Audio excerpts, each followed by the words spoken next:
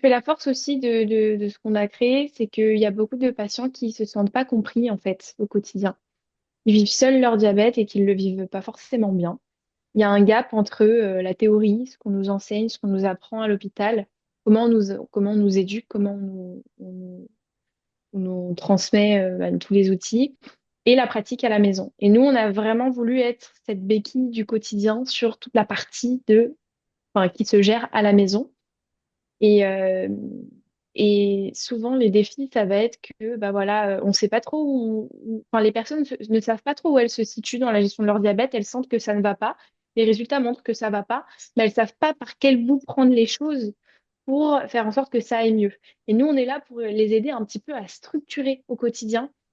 Voilà, se dire, aujourd'hui, t'en es là, tu veux aller là, et ben en fait, voilà quelques outils. Prends ce que tu as à apprendre, on y va progressivement, on y va ensemble, mais on y va. Et en fait, je pense que c'est ça, c'est que les personnes, elles ont besoin de se sentir écoutées, comprises, de se sentir appartenir à une communauté et d'avoir en fait des outils qui sont vraiment adaptables dans le quotidien. Pas juste la théorie qu'on a à l'hôpital, non, non, là, on est dans le côté pratique du Mhm. quotidien. Et en plus, on enseigne Oui, aussi de la théorie, mais aussi beaucoup de pratique. Et on pense que oui. pour nous, c'est ce qui fait un petit peu la force par rapport aux défis du quotidien. Mm.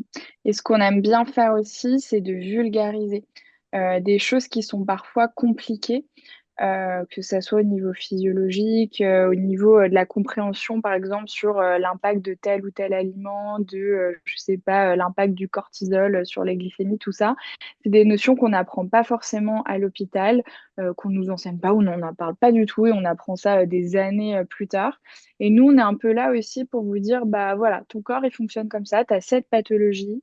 euh, Tel aliment va avoir tel impact, telle activité physique va avoir tel impact. Voilà quelques solutions que tu peux mettre en place, donc des choses très pratiques, mais avec beaucoup d'explications théoriques et de vulgarisation. On veut vraiment aussi rendre accessible le fonctionnement de cette pathologie qui est quand même complexe et qui impacte en fait tous nos fonctionnements, tous nos métabolismes.